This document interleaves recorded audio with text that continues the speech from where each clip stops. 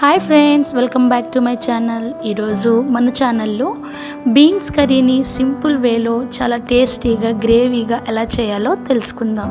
అందుకు ఉల్లిపాయలు, పచ్చిమిరపకాయలు, టమాటాలు చిన్న చిన్న ముక్కలుగా కట్ చేసి పెట్టుకోవాలి. బీన్స్ని కూడా చిన్న చిన్న ముక్కలుగా కట్ చేసి ఒక ప్లేట్లోకి తీసుకోవాలి.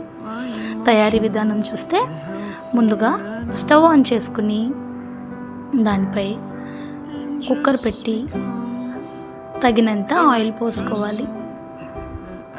ఆయిల్ వేడైన తర్వాత కొద్దిగా పోపు దినుసులు యాడ్ చేసుకోవాలి. పోపు దినుసులు చిటపటలాడిన తర్వాత కరివేపాకు కూడా యాడ్ చేసుకోవాలి. తర్వాత తరిగి పెట్టుకున్న ఉల్లిపాయలు, పచ్చిమిరపకాయలు, టమాటాలని వేసుకుని వాటిని లో ఫ్లేమ్లో దోరగా వేయించుకోవాలి. అవి వేగిన తర్వాత దంచి పెట్టుకున్న అల్లం వెల్లుల్లి పేస్ట్ని యాడ్ చేసుకోవాలి.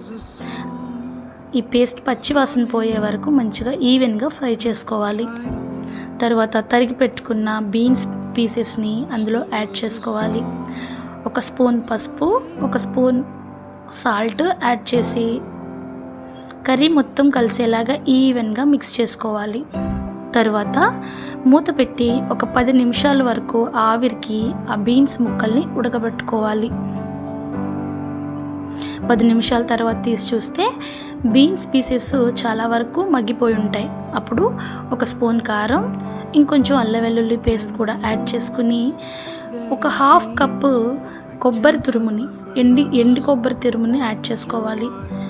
అవి 3 కూడా కర్రీ మొత్తం కలిసేలాగా మంచిగా ఈవెన్గా మిక్స్ చేసుకోవాలి. మిక్స్ చేసుకుని ఒక 2 మినిట్స్ మూత పెట్టుకోవాలి. తర్వాత ఒక గ్లాస్ వాటర్ని యాడ్ చేసుకోవాలి. గ్రేవీగా కావాలి కదా, అందుకు నేను ఒక గ్లాస్ వాటర్ తీసుకున్నాను.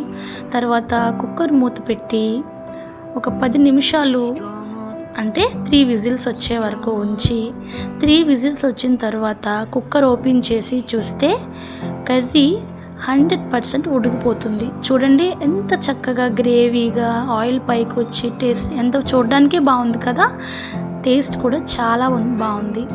ఇది రైస్లో కానీ చపాతీలో కానీ వేసుకుని తింటే చాలా బాగుంటుంది.